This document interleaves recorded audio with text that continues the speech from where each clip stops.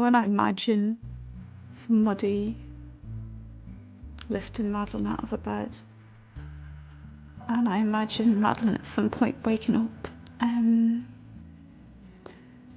it's so horrific that your brain struggles to accept it as real. Close your eyes for a moment and imagine it. A 3-year-old child lifted silently out of her bed in the dead of night. Now, imagine her suddenly waking, small hands reaching instinctively for the soft toy she never let go of. The very thought is unbearable, so terrifying that the human mind resists believing it could be real. Yet, for nearly 18 years, this has been the chilling reality haunting millions around the world: the disappearance of Madeleine McCann. At the center of this tragedy lies not only the missing child, but also a silent witness, an unassuming pink-stuffed cat known as Cuddlecat. To most, it looked like nothing more than a child's comfort object, soft and harmless. But, in this case, it became something else entirely: the object of suspicion, the spark for controversy, and perhaps the one thing that carried the truth all along. In the days after Madeleine vanished, the world watched her mother, Kate McCann, clutching Cuddlecat tightly during press conferences, holding it as if the faded fabric itself could keep her daughter's memory alive. To many, it was an image of heartbreaking grief, a mother refusing to let go of the last piece of her child. Yet soon, that very image began to fracture, because when cadaver dogs later detected the unmistakable scent of death on the toy, the narrative of abduction was shaken to its core. Why had Madeleine disappeared, but her most beloved toy remained neatly placed on her bed? Why, just weeks later, did Kate wash the very object that could have preserved her daughter's DNA? These details may seem trivial, but in the realm of forensic investigation, they are anything but. The story of Cuddlecat is not simply about a toy. It is about innocence and suspicion colliding in one object. It is about the cracks in an official narrative and the haunting possibility that this soft, pink stuffed animal may have been the only witness to what really happened on that May night in 2007. And as the years stretch on, one question still lingers. Could Cuddlecat have carried the secret the world has been searching for all along? From the very beginning, Cuddlecat was more than just fabric and stuffing. For 3-year-old Madeleine McCann, it was a lifeline, an inseparable companion she carried everywhere. Family photos show her tiny arms wrapped around the pink stuffed toy, dragging it along the floor, clutching it as she drifted to sleep. In the ordinary lives of young children, such objects symbolize comfort, safety, and innocence. But in this case, the toy soon became something else: the centerpiece of suspicion. When Madeleine vanished on the night of May 3, 2007, Cuddlecat did not vanish with her. Instead, it remained neatly placed on her bed in apartment 5A of the Ocean Club Resort in Praia de Luz. To detectives, this detail spoke volumes. Experienced investigators of child abductions often note that kidnappers tend to take whatever a child clings to most: blankets, dolls, stuffed toys, because they want silence, not screaming. Leaving Cuddlecat behind risked a struggle, tears, or cries loud enough to wake the household. Its presence on the bed was therefore deeply unsettling. In the days that followed, Kate McCann was rarely seen without Cuddlecat. Cameras captured her gripping it during press conferences, prayer vigils, and public appearances. To the outside world, the sight was heartbreaking: a devastated mother holding on to the last tangible piece of her child. But as the weeks passed, what had once evoked pure sympathy began to raise darker questions. Was the toy merely a symbol of grief, or could it also be evidence? By July 2007, British cadaver dogs were brought to Portugal to assist the struggling investigation. Eddie, trained to detect the scent of human decomposition, and Keela, trained to detect traces of blood, were unleashed on the McCann's belongings. Their task was simple: indicate whether death had ever touched the items. What happened next would ignite one of the most explosive controversies of the entire case.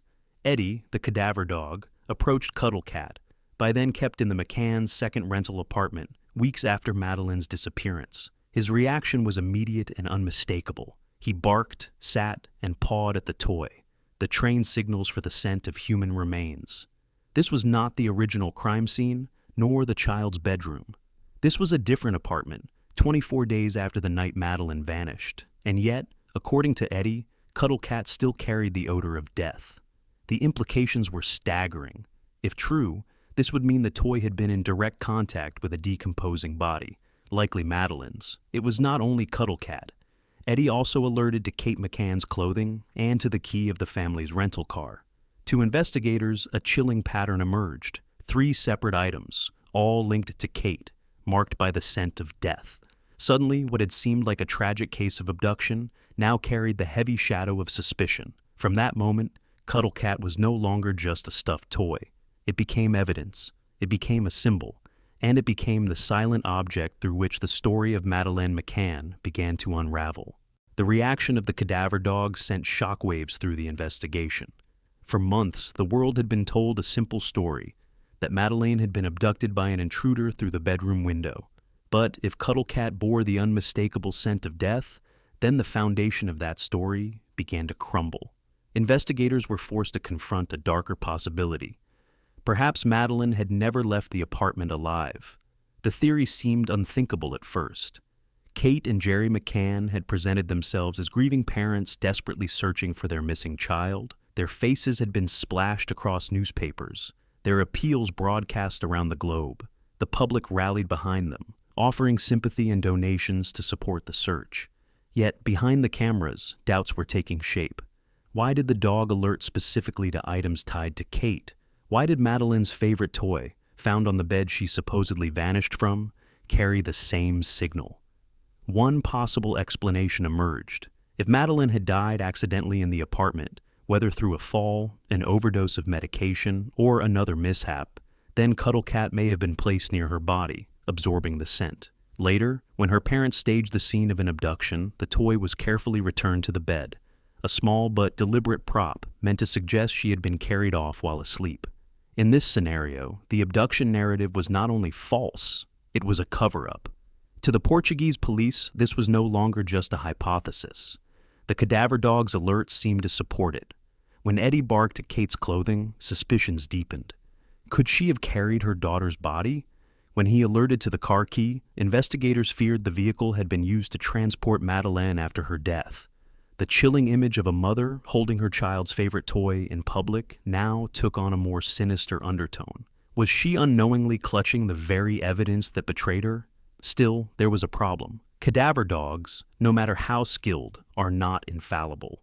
They can detect the scent of human decomposition, but they cannot say whose it is, how long ago it was left, or how it was transferred. Forensic scientists urge caution. Eddie had an extraordinary record, but a dog's bark could never be considered absolute proof in court. Suspicion alone was not enough. Yet, suspicion was enough to shift the course of the case. By September 2007, both Kate and Jerry McCann were officially declared suspects. Public opinion fractured. Some clung to the belief that the parents were victims of tragedy. Others began to believe the unthinkable, that Madeleine had died in apartment 5A, and her parents were hiding the truth. From that moment, the stuffed toy once associated with innocence became a symbol of doubt. Cuddlecat was no longer just a relic of comfort. It was the beginning of suspicion. On July 12, 2007, just over 2 months after Madeleine vanished, Kate McCann made a decision that would ignite one of the most heated debates in the entire case. She washed Cuddlecat. At first glance, the act seemed innocent, even trivial. Parents wash their children's toys all the time. After weeks of being carried through press conferences, interviews, and long days under the Algarve sun, the pink stuffed cat had grown grimy. Kate later explained in her memoir that it was covered in dust, sunscreen, sweat, and the dirt of constant handling. To her, it felt unhygienic, and cleaning it seemed harmless. But in the highly charged atmosphere of a global missing child investigation, nothing about Cuddlecat was ordinary. This was the last object Madeleine had clutched before she disappeared. To investigators, it was not just a toy. It was a potential goldmine of forensic evidence. It might have preserved her DNA, traces of her skin cells, or even bodily fluids. And yet, just weeks after Cadaver dogs had already alerted to the scent of death on the toy, Kate chose to put it in the washing machine. For the Portuguese police, the timing was damning. Why had she carried the toy everywhere for 2 months without cleaning it, only to wash it immediately after the dogs reacted? To them, the act looked less like housekeeping and more like destruction of evidence. One senior officer put it bluntly: why would a mother clean the last trace of her missing child unless she had something to hide? The public, too, was divided. Supporters of the McCanns saw Kate's decision as understandable, even human. A grieving mother clinging to her child's toy might want it to be clean, soft, and comforting. Trauma can drive irrational actions. The desire for order in the chaos of loss is a natural coping mechanism. To them, Kate was not erasing evidence. She was preserving her sanity. But critics saw it differently. To them, washing Cuddlecat symbolized the very heart of suspicion. Parents of missing children often guard every item their child touched, refusing to disturb anything that might later help investigators. The idea that Kate laundered the one object most closely tied to Madeleine struck many as incomprehensible, if not incriminating. This single act hardened the divide. For some, it was the moment sympathy gave way to doubt. For others, it was proof that Kate and Jerry were being unfairly vilified. Internet forums exploded. Documentaries replayed the decision endlessly, and the washing of Cuddlecat became one of the case's most hotly debated details. In the eyes of investigators like Gonzalo Amaral, this was more than coincidence. He later wrote in The Truth of the Lie that the laundering of the toy crystallized his belief that the McCanns were concealing what really happened. To him, Kate was not a desperate mother, but someone eliminating forensic traces before science could reveal the truth. From that day forward, Cuddlecat was no longer just a symbol of comfort. It became a symbol of contradiction, an object both shield and weapon, both grief and guilt. As the debate over Cuddlecat deepened, investigators, journalists, and the public began to form competing hypotheses about what the toy truly represented. Each theory seemed to reveal not only a possible explanation for Madeleine's disappearance, but also the biases of those who believed it. Hypothesis 1. Direct contact with Madeleine's body. The most chilling possibility was that Cuddlecat had been in physical contact with Madeleine after her death. Supporters of this view pointed directly to Eddie, the Cadaver dog, who alerted multiple times to the toy, even weeks after the disappearance and in a different apartment. Trained to detect the chemical compounds released during human decomposition, Eddie's signal suggested that the stuffed animal had absorbed the scent because it had lain near Madeleine's body. If true, this implied that she died in apartment 5A, and that her death was hidden rather than reported. Hypothesis 2. The toy was washed to destroy evidence. The second theory flowed naturally from the first. If Cuddlecat had indeed carried incriminating traces, DNA, blood, or the cadaver scent, then Kate's decision to wash it after the dog alerts could be seen as a deliberate act of evidence destruction. To the police, the sequence was too suspicious. Eddie barked, and shortly thereafter, the toy was laundered. For those who supported this hypothesis, the wash was not housekeeping, but cover-up. Hypothesis 3. Cuddlecat was purely a symbol of comfort. Not everyone believed in sinister interpretations. To many, the toy was nothing more than Madeleine's beloved possession, clutched by Kate in her grief. Parents of missing children often hold on to clothes, toys, or blankets to preserve a sense of closeness. Washing the toy, in this light, was an ordinary act of a mother who needed her daughter's comfort object to be clean and huggable, not contaminated by sweat and dirt. This theory framed the suspicion as cruel overreach against two devastated parents. Hypothesis 4. Transfer scent from Kate's medical work. In her defense, Kate herself suggested another explanation. As a general practitioner, she argued, she had contact with deceased patients during her work in the UK. The odor of decomposition might have transferred from her hands, clothing, or belongings onto Cuddlecat.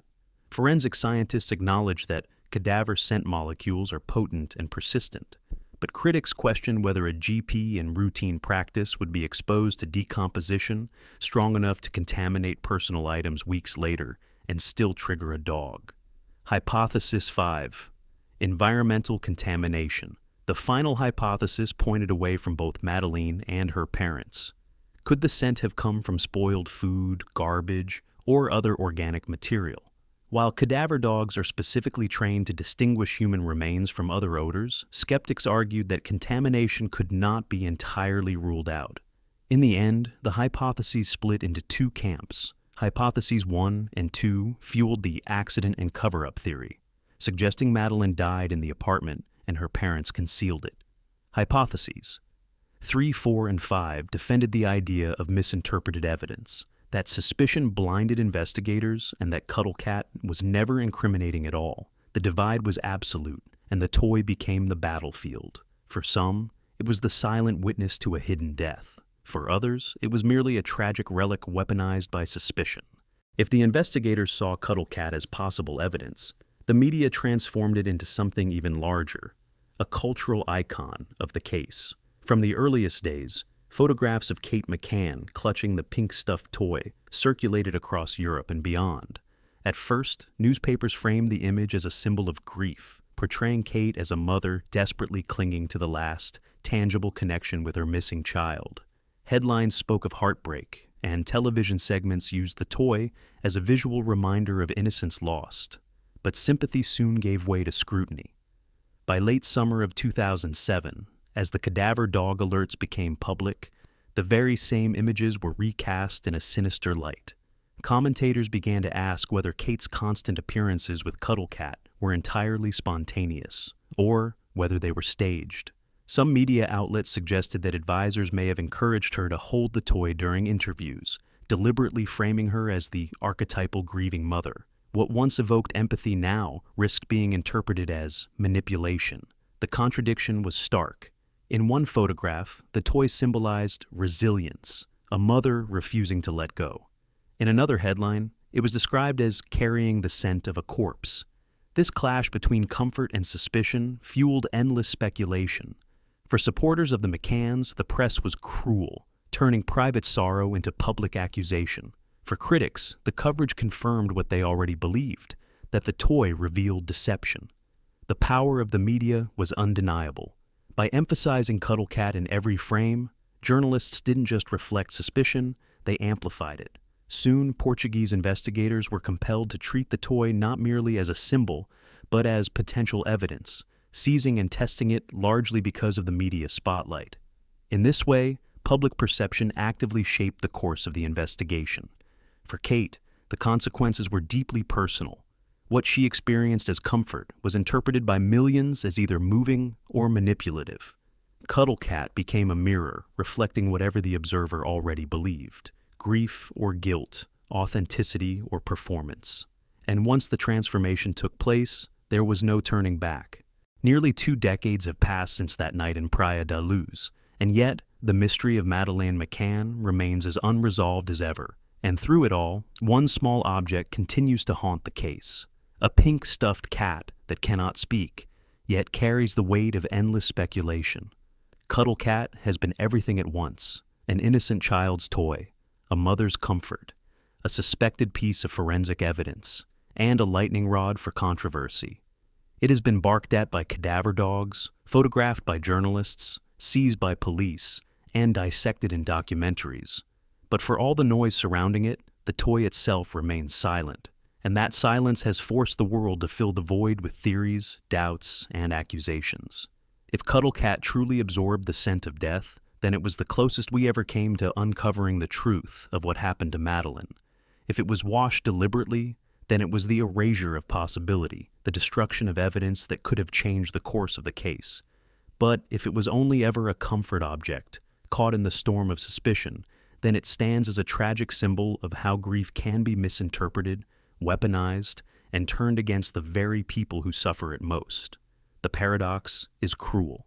To investigators like Gonçalo Amaral, the toy symbolized concealment, a detail that crystallized the belief that Madeleine died in the apartment. To supporters of the McCanns, it symbolized devotion, a mother's refusal to let go of the last trace of her child. To the media, it became both prop and proof, depending on the narrative of the day. And to the public, it became a mirror, reflecting whatever they already believed about the case. Today, Cuddlecat is remembered not for what it truly was, but for what it represents: uncertainty. In every photograph of Kate clutching it, what we see is not just a toy, but absence, the hollow space where a child should be. It distills the entire tragedy into one haunting image: arms wrapped around what remains, eyes searching for what is gone. And so, the question lingers: What if Cuddlecat could speak? Would it reveal that Madeleine never left the apartment alive?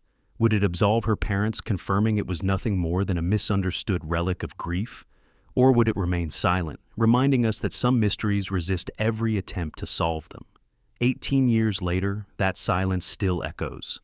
Forensic files gather dust, police files open and close, suspects rise and fall. But the image endures, Kate McCann clutching a pink stuffed toy before the world, caught between innocence and suspicion. In that silence lies the tragedy of the Madeleine McCann case.